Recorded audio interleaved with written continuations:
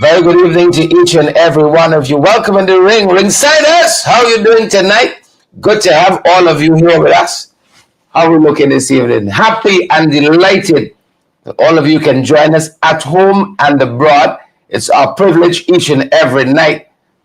Please and thank you. How y'all doing? Share it down live and smash that emoji. But wherever you're joining us from, you're joining us from the East Bank. You're caught up in the traffic.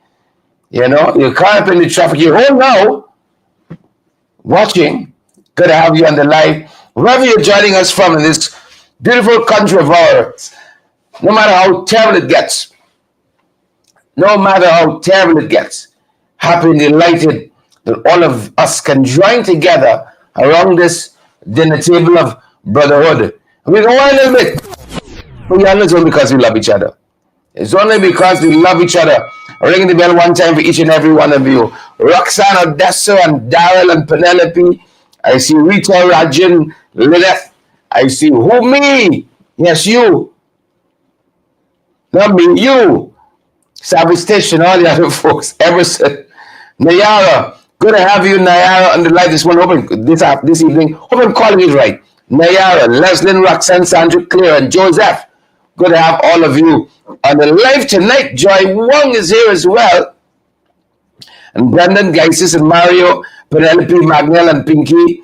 Good to have all of you. June, we see you there as well. And Chandel and Leslyn. Rosalind, good to have all of you folks on the live tonight. You all know how we do it. Pay some power. Share the damn live for us. Smash that emoji button as well, folks. How are you doing? PvP. Just saying there, I hope it says it all. Good to have all of you on with us. And this is what it's about, folks. This installed regime. They're doing the most, Our young people, my God, our young people seem in the last few days to bear the brunt of it. You live to see 30 now, you better thank your lucky stars. Our youth, they are not maturing to 30. Something about life comes against them in this country of ours and has been coming against them. We can put a stop to it. Good to have you all on the live tonight. You all know the season we're in. Tis the season, folks, of general and regional elections 2025, September 1. It's a place to be. We're going to be renewing the democratic process. Democratic renewal. That's a better way to put it. That's what we're aiming for. At the local government level, at the regional level, at the national level, we're electing leaders. Quality. One gentleman said to me, how come 80% of the PP's list is a pack of crosses? He didn't say crosses. He said crosses. I just want to take the spirit of what the man said, how he said it. There's a pack of crosses, 80% of them. He said disrespectful to y'all. That's the problem. They're disrespectful. You expect to be brutalized. And they don't feel you. They don't feel at all. But before we get to some of the things we really want to discuss this evening, before we get there, good folks, share the light for us and smash that emoji button. Good to have all of you here. Please and thank you. Good to have all of you all here. Will we outside with us tonight? Pace and power. Thank you guys so much for joining us from the very many places you're joining us from. Welcome in the ring to each and every one of you. Tis the season, folks. That's what it's about. High stakes. But let's begin with the opener. If you would allow me, please and thank you. I beg your indulgence for your election tonight. I beg your indulgence. Quadamingo, Chinsing, Kenrick, Karen, Myrtle, Lily, Marcia, Paula, Glenford, Tyrone, Goodrich, come on down. Let us start, good folks. Where we want to start. And that is with the opener tonight. Let us start here. Trader Finance, making the arguments recently in context with Enrico Wilford, making the arguments, the game changer, sports, education, housing for our people. Don't come along as funny. Sports, education, housing. Speaking so clearly to these issues. Speaking so clearly to these issues, folks. Take a look and take a listen. The Prime Ministerial candidate, dear and great friend of mine, Prime Ministerial candidate of the APNU coalition, making the arguments on context with veteran journalist Enrico Wilford quite recently. Take a look.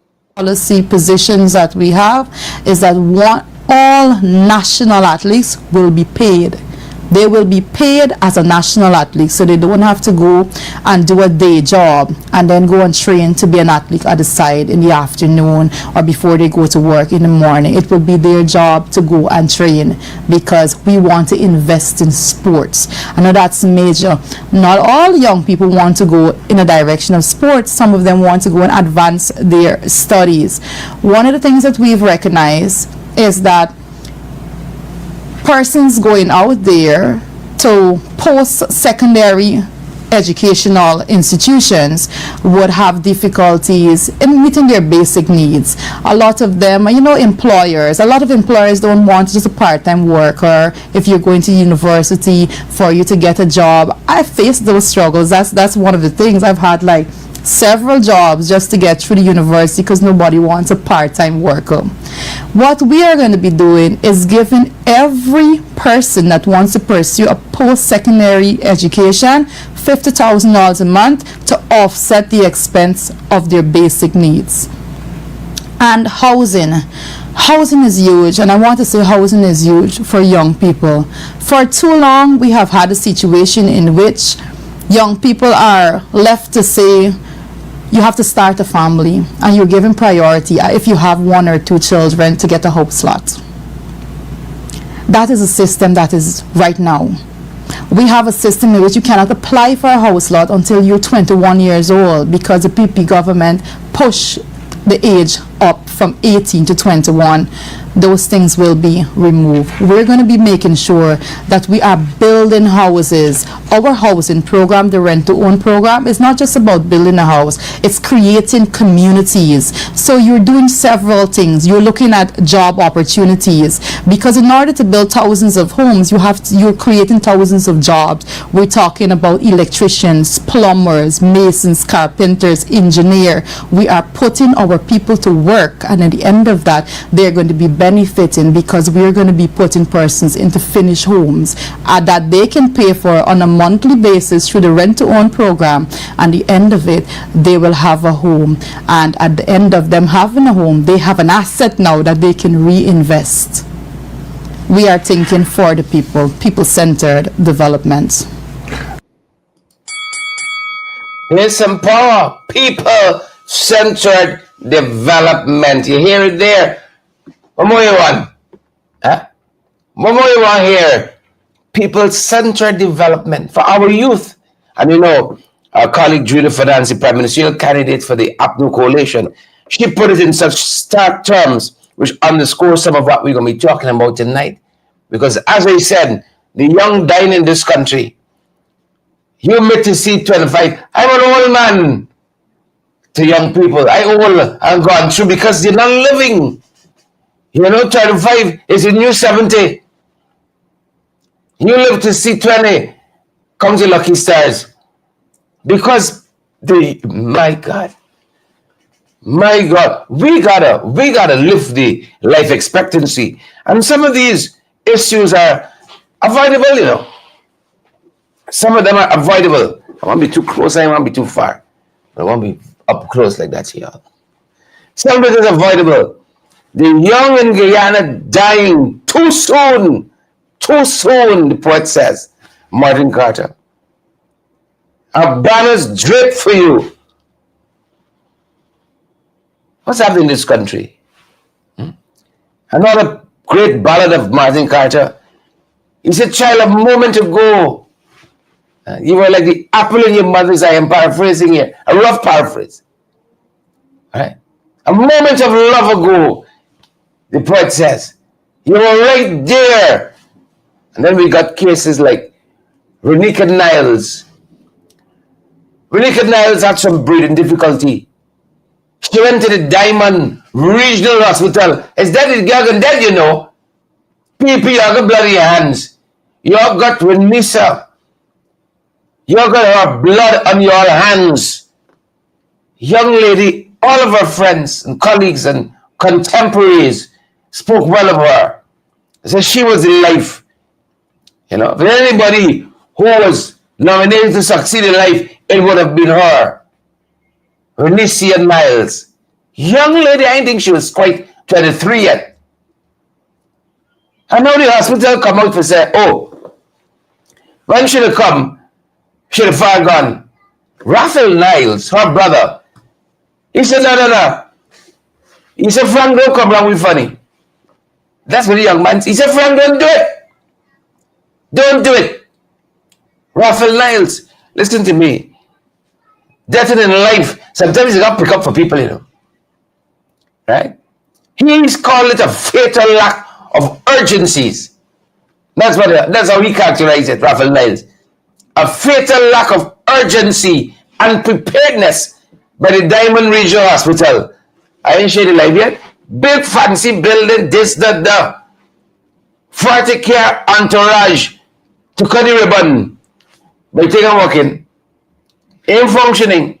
He characterized it as a fatal lack of urgency and preparedness at the Diamond Regional Hospital. He went on to say, yes, my sister, she was critical when she arrived. Love the way he put it. He said, but let me be clear. She was walking, she was talking, and she was responsive. Walking, talking, responsive. She was alive. And he goes on to say in the press, he said the issue wasn't whether she was sick. The issue is how slowly and carelessly the Diamond Regional Hospital responded once she got there. That's what Raphael Niles told the press. The thing all over. We know the whole thing top to bottom. Top to bottom. We know it. And Raphael recounted how upon arrival, Renuncia she had a little shortness of breath. Nobody's disputing that. And a person with shortness of breath, they actually get a hold of the question, yeah? We eat for lunch. Where's the blood type? You could walk, you could stand up. A whole set of questions. You could barely breathe. Barely breathe. Answering all these intake questions. What's your address? What's your nationality? What's your ethnicity? Are you blind? All this time the family tell us. All this time the family tell us. The girl is struggling to breathe. But you think the Diamond Regional state of the art, you think they're concerned? The brother says instead of giving her oxygen or checking her vital signs, it's questions upon questions like the CID. All the time the girl panting for breath through these questions. My God. They said, the family says, the Niles, the hospital had no sense of urgency. They're rushing nothing. We know the whole thing top to bottom. James, Kurt, don't let them to you, know. Those sick in this country, Jamal Aziz, only and Shannon Smith. Shannon, those sick, you know. Shannon coughing earlier. Those sick, you know. And they got to carry it. Diamond Regional. Don't do it. According to Raphael, the brother, the staff didn't attempt to hook up any oxygen to her until she had collapsed in his arms and John. What kind of country is this? Until she collapsed. Raphael says by this time, he believed that the oxygen supply to her brain had already dropped to dangerous levels. My God. My God. In the country we live in, as the late great poet Martin Cardi says, is a civilized plantation. Is a civilized plantation. Is a country. And this state-of-the-art regional hospital ain't got an asthma unit. No oxygen line set up. They said they were dragging tanks and even had to disconnect an elderly asthmatic man tank to connect to this girl. Jeez. This thing hurt in my core. It's shaking my spine and all my feelings as I recollect what transpired there.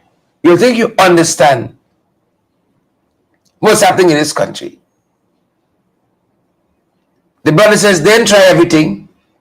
They didn't try everything. And by the time they acted, it was too late. By the time they acted, this is the fate of youth in this country. How we can get justice for Renisha? We can't even get justice for Adriana Young. We can't even get justice for the Henry boys, Joel and Isaiah. We can't even get justice for Harris Singh. How we get justice now? It's a long, you all realize how the line queuing? You all realize how the line queuing? All the young dying in this country. Dying in this country. East Ramvelt, Monday night, I think it was, 2 stray bullets hit Reina Depazar. I hope I'm pronouncing it right. Forgive me if I'm not. Or it could be Depezer. I'm sorry. Rena Depezer. Rena 16 years old. Mind is showing business.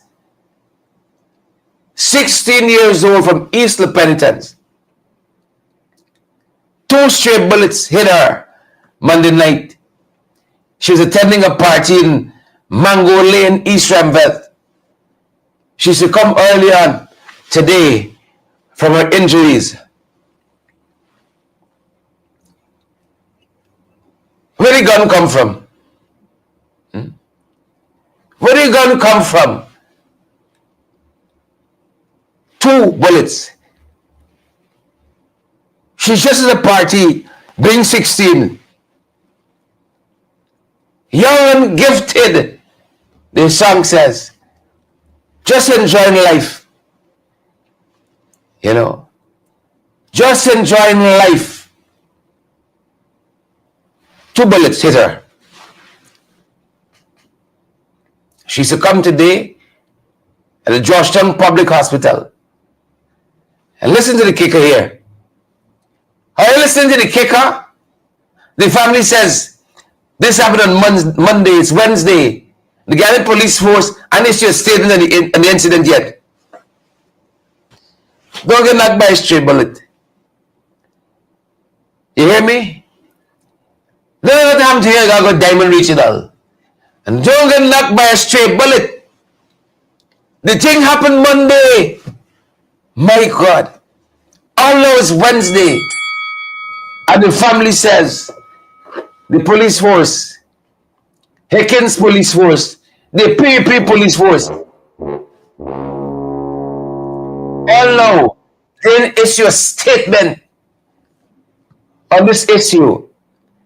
And when we remember this young lady, when we remember her, Rena Depezer, we remember instinctively, I don't know how many of you, your thoughts went back to Jeremiah Gustave. Jeremiah was 7, assisting his mother, selling some food, plying her trade, right in front of where she lived. A bullet hit him in his head. This was last year, March. Right? This happened. Or rather, it happened last year, July, I think it was, yes, July 9th last year. He died March of this year. Jeremiah Gustave, 7 years old at the time, hit in his head by a bullet. Violent factions in this area, firing indiscriminately. And that young man, 7 years old, fought for his life from July last year to march this year. Bring a justice for them. That's young people in this country.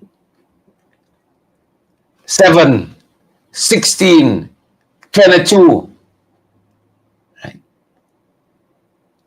Coming on, I saw a headline that says a young carpenter, right? He went hunting, 19 years old, I think. Drowned at somewhere in number 71 village under quarantine. This is Yadish Inderjit, called Boyo. Thoughts and prayers with his family. Called Boyo, called Rasta. You know, that's the fate of our young people. The fate of our young people. And then I just want to make some connections to some other things that are happening with our youth. Now, this would be alarming in any other country in the world but ours. Janelle Polidor, 26 years old. His child father shot her to death in Linden. You remember that? Just recently, right? She was at a wedding at the Arena Hotel, Central Media's Ward, Linden, at a wedding reception. Right? A report says that he saw her talking to a fella because he owns you, right? And he shot the girl to death. And then, what's the name of the place? The bar and the Linden Suits Lake Highway. A young woman so violently raped. Violently raped. People watching on and filming it.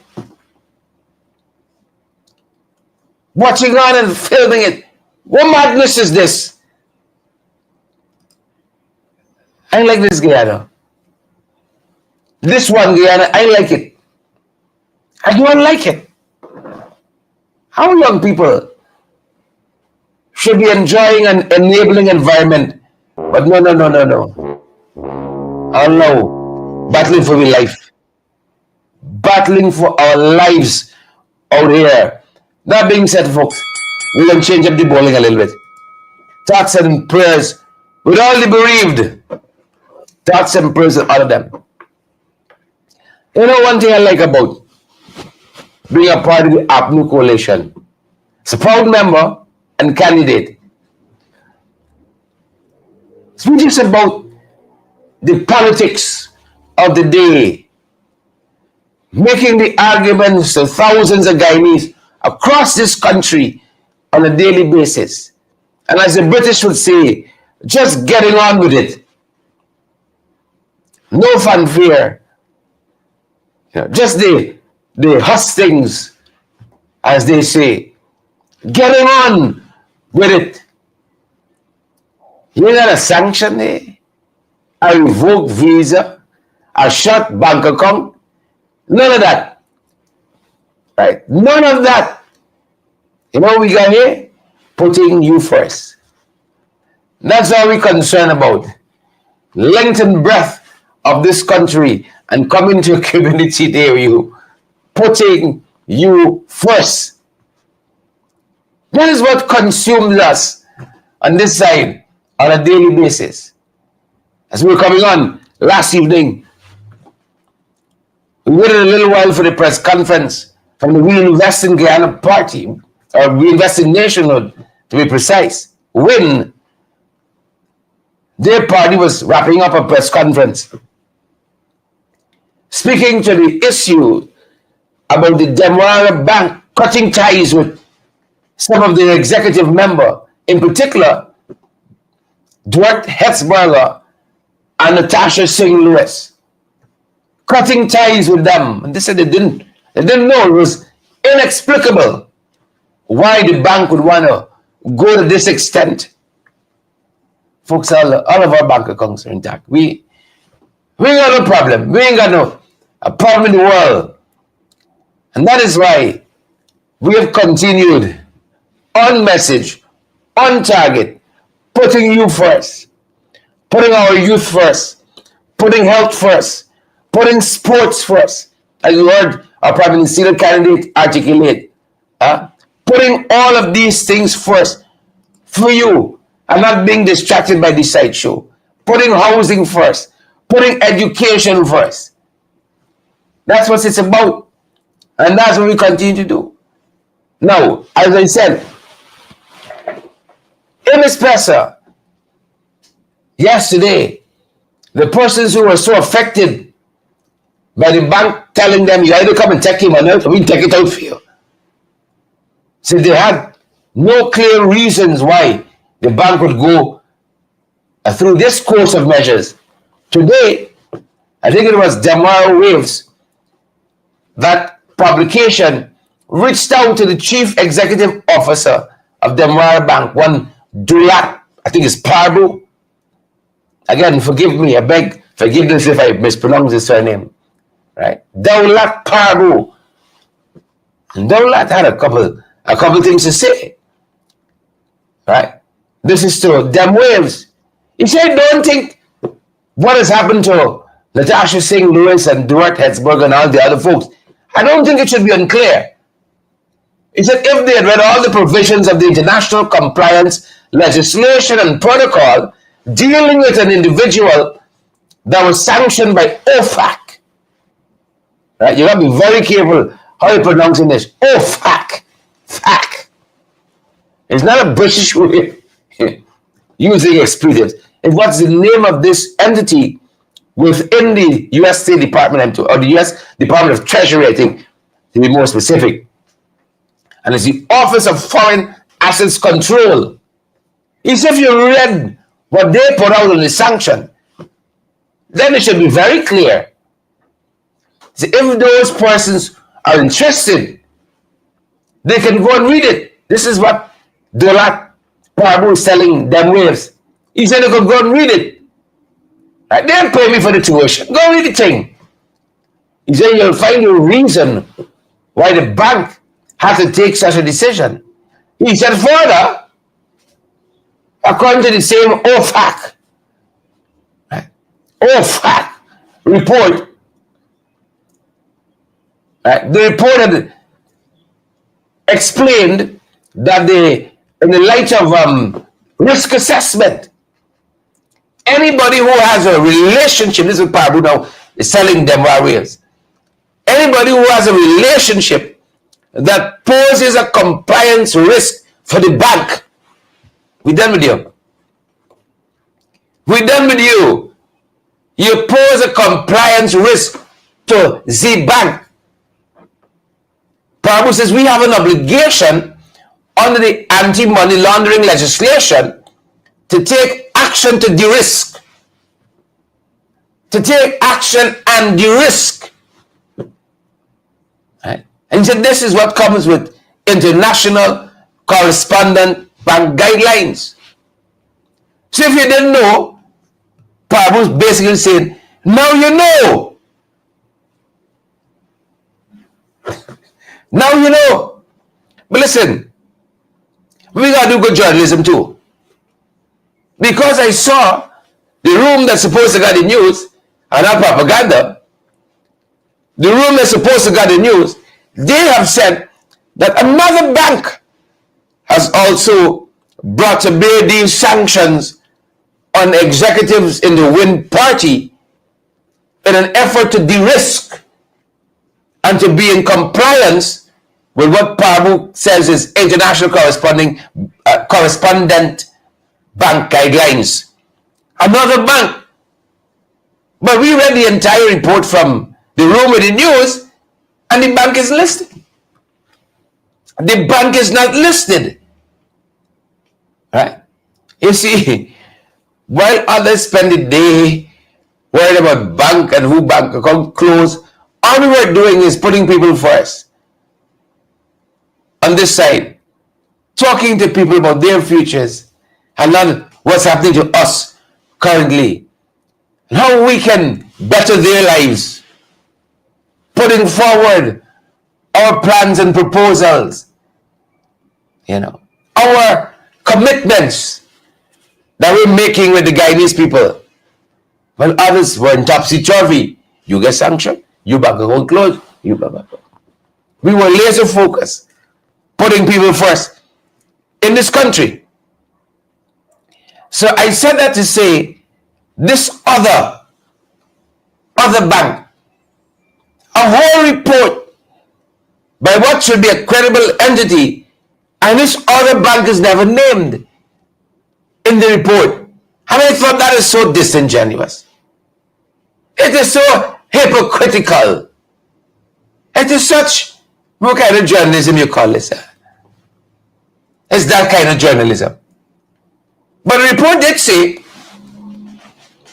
this room with the news report, that legal experts have espoused, legal experts, that while local banks are not directly bound by OFAC's jurisdiction, I hope you are making notes. While local banks are not bound by OFAC's jurisdiction, they often comply to safeguard their correspondent banking relationships with the U.S. and with U.S. institutions. That's according to the room of the news, eh? They said they've been talking to experts, and that's what the experts telling them. And like not naming the news, the banking entity, this other banking entity, they didn't name the experts either. But it went on to say that the Office of Foreign Assets Control, OFAC, of the U.S. Department of the Treasury, right? They reminded the readers when these sanctions were brought to bear and what is the status now of these persons. Now, bank accounts closed in left, right, and center. Left, right, and center. But we had some more interesting things happening today as well, because on the sidelines of a global, watch word, global, I'll be coming back to this just now, global summit, the U.S. Ambassador to Guyana, Her Excellency Nicole Terrio, Her Excellency, she had a couple of things to say. The Honorable Ambassador, Her Excellency, she had a couple of things to say. She said the U.S. is concerned. No, Darby Norton. No, but Sherrod. No. No, but Rita. They're concerned.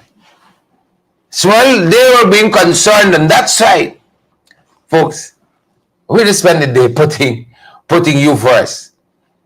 Walking the streets and the villages of this country, coming into your communities, your neighborhoods, knocking on your door, and telling you how we want to put you first. And while we were doing that, folks, the American ambassador was concerned. I hope you realize how I'm laying on Jeremy. She was concerned. Now with us, you see. Aubrey Norton has been in politics for 50 odd years. He got no sanctions. He visa and get revoked. You see, they're not concerned with him. They meet with him, the Americans, to see what his plans are, how he can move this country forward in line with their interests, of course, as in the nature of international relations. But she's concerned about the other folks. Concerned. She says anytime, this is the ambassador, Nicole Terrio. She said anytime a U.S. Department of the Treasury OFAC sanctioned individual has the potential of becoming a member of government, she said it is concerning to us. Mind you, I'm obligated because we do good journalism on this side to tell you, the same people just said last week that they're not interfering in elections, and they've instructed their ambassadors not to interfere in elections. I must get the backstory there too. So we got to balance this off now. You see? We got to balance this thing off now. They said last week, Trump has instructed his ambassadors not to interfere in elections in other countries. But the American ambassador said today, when an OFAC sanctioned individual has the potential to become a member of government, it's concerning to us. Yeah, it's concerning. She said it is problematic in multiple ways. Right? In multiple ways, she said. She says if Mohammed goes to parliament, the US would not be able to interact with him in any way. So support for any committees or initiatives is not going to be forthcoming. The ambassador went on to say that his election would have, she used a big word, ramifications for the US-Guyana private sector relations. Well, she went on to say that the US private sector sometimes look to the risk or to cut ties with the country. This is the American ambassador. We're not making this up. We're not making this up. She went on to say that all these US companies want to come to Guyana. I don't want, if he were to become a member of government, I don't want that to change. That's what she said. The US ambassador, for us in this end, folks, for us in this end, we spend the day laying out a plan for moving this country forward, as we will, September 1, 2025, as we will. As we will. This is the leader of the APNU coalition, presidential candidate, Obi Norton, talking about some of these issues quite recently. Take a look, good folks. Please and thank you. Take a look and take a listen. Some of what he said, laying out these very plans of which I speak. Receive that the APNU has clearly outlined its policy positions, that the APNU has a list of candidates, that the list has a high percentage of young people, a high percentage of professional skills and experience, and therefore it is well equipped to govern Guyana in the way it should be governed. The other thing I want to take away is that we are saying, and we will ensure it happens, that the APNU will return honesty to governance in Guyana and make Guyana a better place in which people enjoy a livable income. They see themselves as being placed first. And that in the final analysis, the only political party in the race that has clearly defined policies and programs that can lift Guyanese out of poverty and give them a better life is the APN. Yep. Laying it out there. And one of the most important things that, again, that was a fantastic regional show. One of the other fantastic things that was also spoken about over the last 72 hours is how we want to treat our public servants. Now, the APNU coalition presidential candidate, Mr. Norton, he was on Globe Span speaking about that aspect of things. Globe Span about how how we want to put public servants first in this country. Take a look. Take a listen. For 200,000, you can get 35%. You will get 35%. We have made it clear that we will give public servants 35%. But we also said that we don't want the rich to continue to get rich and the poor poorer. So let's assume ministers. I don't see us giving ministers of government 35%. I see us returning to the position where they get probably 1%. But the bulk of the workers who need money, they will get 35% so that we can close the gap between rich and poor and improve the lives of the people who are at the lower level of the ladder. I've made it very clear that our strategy is a people-centered development strategy. And its aim is to put people first. we're not saying not only that we will give 35% increase, we want to also ensure there's a return to collective bargaining so that after we would have given that increase, the trade unions can bargain on behalf of the workers. The PPP has emasculated trade unions. Yep. You heard it there, folks. 35%. 35%. And we're still talking with the unions because we believe in the whole notion of collective bargaining. We believe in the concept, the principle that is collective bargaining. I love it.